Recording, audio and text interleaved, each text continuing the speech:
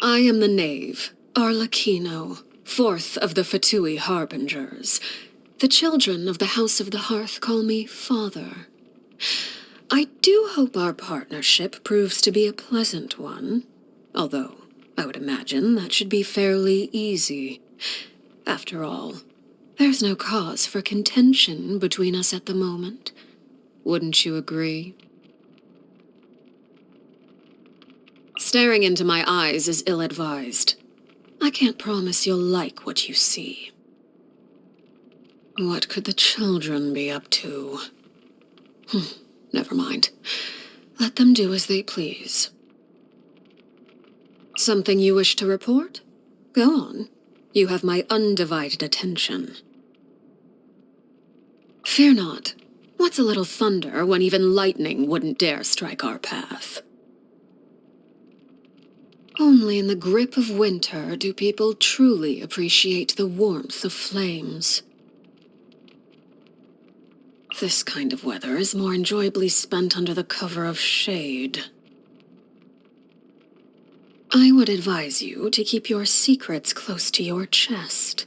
Divulge them too easily, and you never know where the wind might carry them.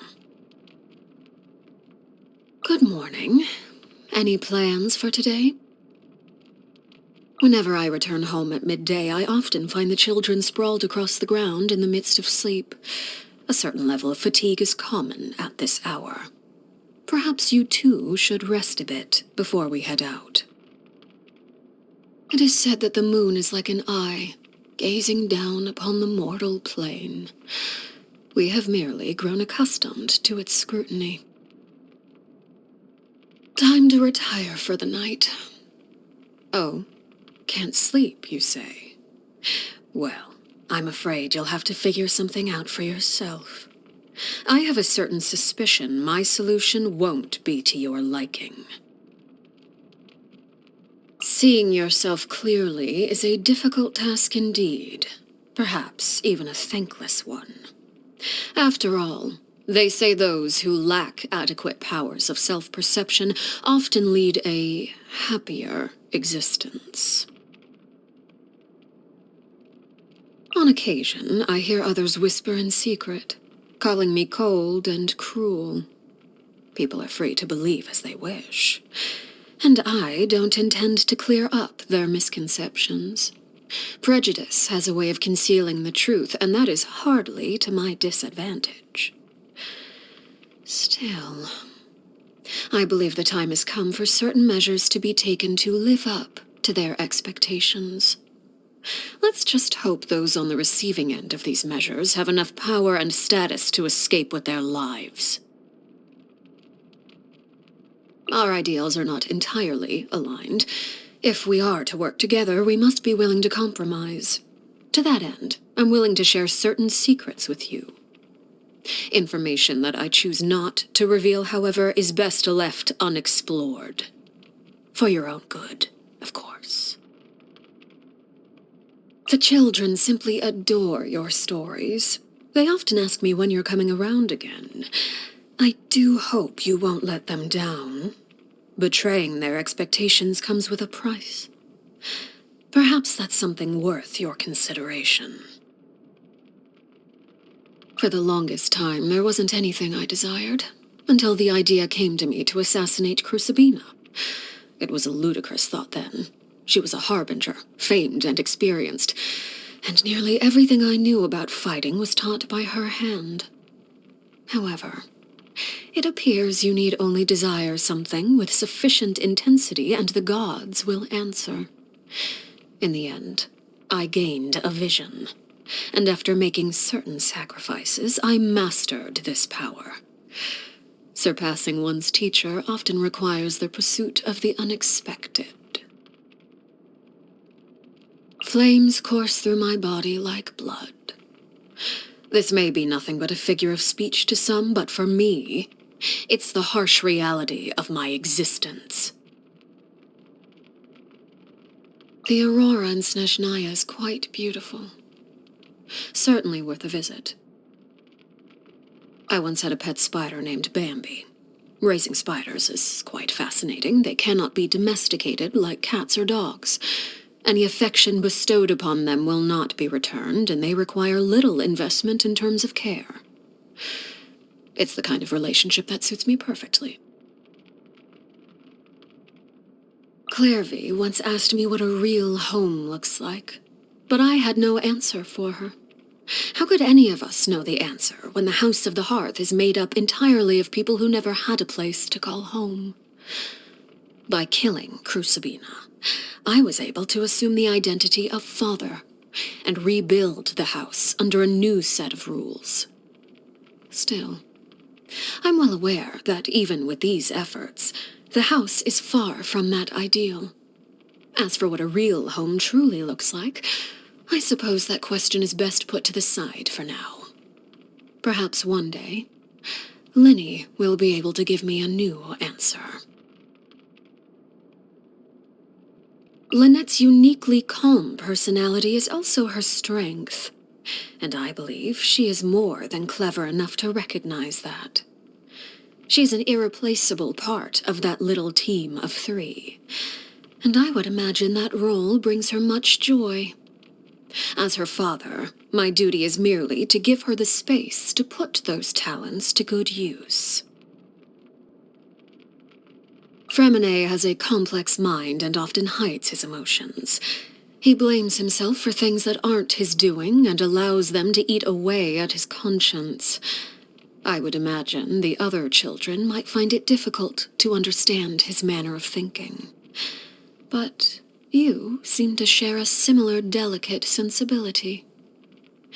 Perhaps you two would make good friends. Monsieur Nervalette intentionally maintains a certain distance in professional and private settings. Many say this makes him cold and unfeeling, but I believe the truth is just the opposite. In order for all beings to be treated equally under the law, a certain level of emotional distance is expected. Maintaining that kind of indifference is in itself a demonstration of kindness. I asked Linny to deliver an assortment of cakes for her theater troupe to enjoy during tea time. The children made the cakes themselves, as a gesture to express the support and enthusiasm of her audience. I do hope she enjoys them.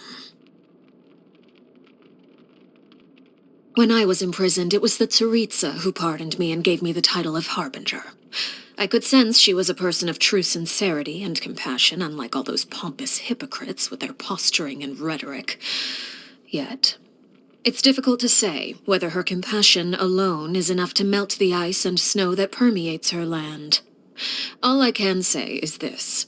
If we are forced to be at odds one day, I will raise my weapon against her without hesitation, because that is the greatest level of respect I am able to bestow. As the original Harbinger, much about him remains a mystery. Upon our first meeting, he recognized my background with ease. Yet, to this day, I know little about him. He is very powerful, and that power comes with a high level of responsibility. However, I believe him to be someone worthy of respect, independent of the power he holds. When I first took over the House of the Hearth, he proposed a number of plans for us to work together. He wanted me to send any rejects to him. He planned to experiment on them and then share the results with me.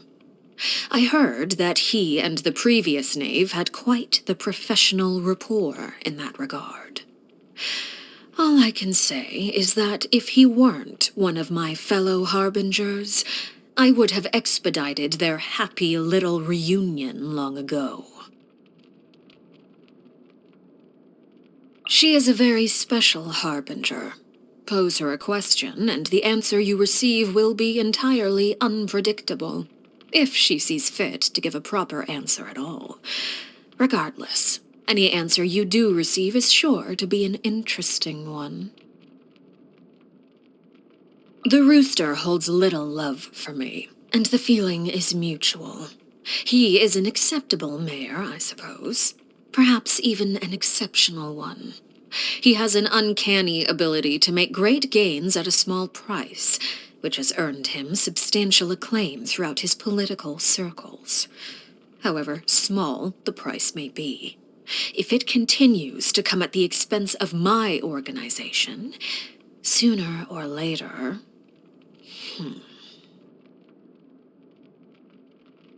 I have little interest in her.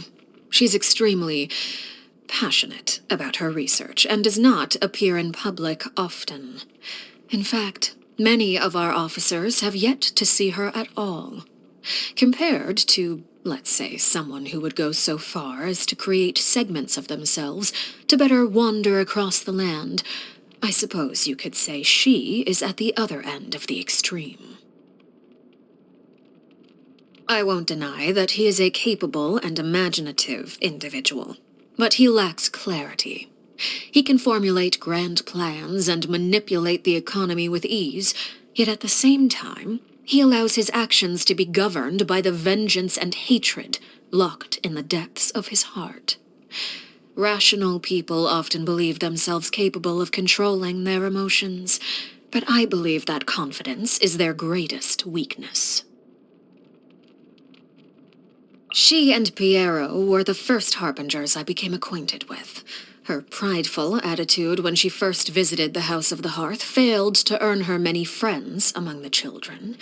Subsequent visits were accompanied by gifts, and the stately claim that those who dislike me shall receive none. The children quickly learned how to play pretend, and she in turn basked in their attention, superficial though it may have been. I imagine she quite enjoyed being surrounded by children, perhaps due to the persistent loneliness that plagued her. I found her sacrifice to be a great shame. May she be reunited with her lover in death. Objectively speaking, his personality is ill-suited to that of a harbinger. He often tries to think the best of others and finds himself used by them as a result. Of course, he is very talented. With time, I'm sure he'll come into his own. I see no need to judge him too early. You wish to know more about me? Why, of course. Our relationship is one of mutual trust. There's little need to keep things hidden. I would only inquire as to whether you're truly prepared for what you might learn. Secrets can be sharper than a knife. Innocent curiosity can lead to dangerous places. The moment you wield a blade, you realize that different lives carry different weights. Some people have an air of renown and distinction, yet grovel and plead for their lives when faced with death. Their outward demeanor nothing more than a hollow facade. Others appear unremarkable, yet carry a heavy burden within. Despite the factors that differentiate us in life, death awaits us all. The great and final equalizer. Cruel, you say? I merely state the truth.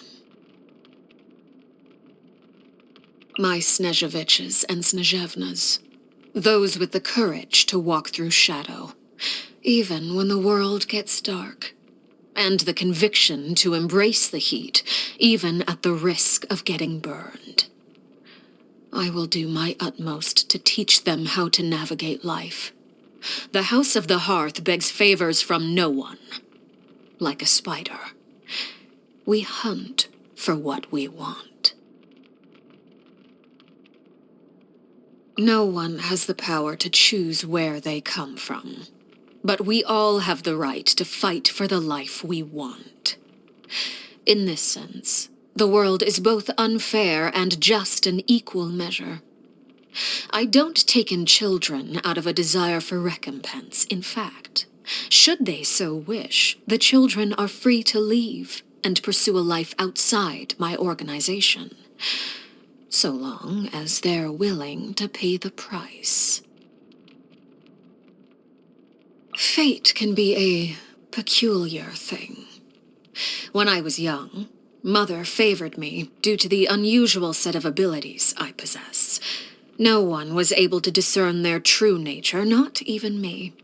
We would only speculate that they were the result of some sort of hereditary curse. Whatever the origin of my power, all I knew was that it was the source of my strength, and often the impetus for my suffering. It was only after I became a harbinger that I finally learned the truth from the jester.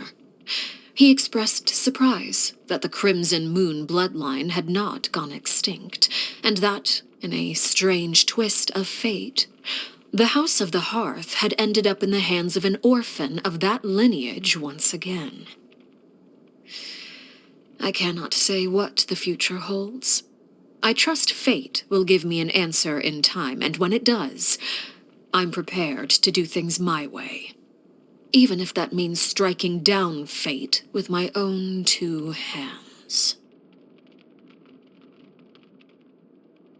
In my free time, I enjoy observing insects in the forest.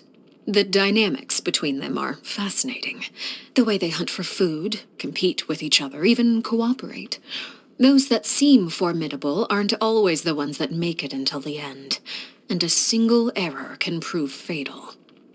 I observe their struggle as they near death, and slowly commit the image of their suffering to memory, much like I do for those that fall by my own hand. The children often make use of words and phrases from popular vernacular that are only comprehensible among themselves, much like the code words we use during missions. Of course, children often need their own space, and I fully understand that. On occasion, we hold barbecue dinners at the house, and the children prepare the ingredients themselves. They enjoy participating in activities like that, and the feeling is mutual. After all, it's always possible certain familiar faces will be missing from the crowd the next time a similar event rolls around. I dislike complex seasonings. They dull one's sense of smell and taste. Allowing the ingredients to maintain their original flavor is also a way to respect their integrity. An impressive showing of culinary expertise. Perhaps you'd be interested in teaching a cooking class at the House of the Hearth? The taste is palatable. Perhaps the children will enjoy it. The intent is appreciated, but there is much room for improvement. This memo states that today is your birthday. Is that true? Birthdays should be lively occasions.